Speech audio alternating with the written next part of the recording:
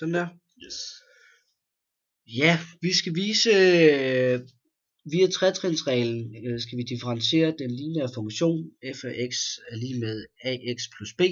Og det første vi gør, det er at finde delta y, som jeg har skrevet her. Vi siger, at x stiger med værdien h, og derfor vil delta y være f af x 0 plus h minus f af x 0. Og grunden til, at vi skriver x0, det er fordi, at x kaldes for x0, fordi det er et bestemt x. Yes. Og ved at forklare det dybere, så skal vi bruge delen ax plus b fra den opgivede ligning. Altså det vil sige ax0 plus b minus ax0 plus b. Herefter så ophøres parenteserne, så det ser således ud. Ax0 minus ah plus b minus ax0 minus b. Herefter så reducerer vi udtrykket, så ax0'erne går ud med hinanden, og b går ud med b. Og til sidst så vil der stå ah, og det er første trin.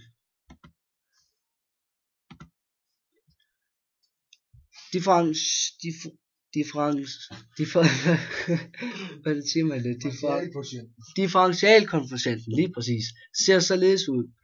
Delta y over h, hvor h er tilvæksten i x-værdier.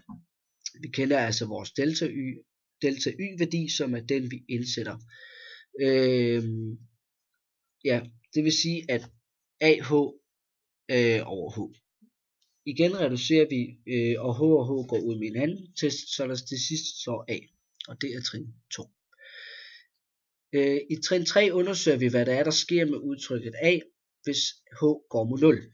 Men da h ikke indgår i udtrykket a, så vil der ikke ske noget, og derfor vil differentialkoefficienten ende med at hedde f mærke x0 er lige med a, og det er differentialkoefficienten for en lineær funktion.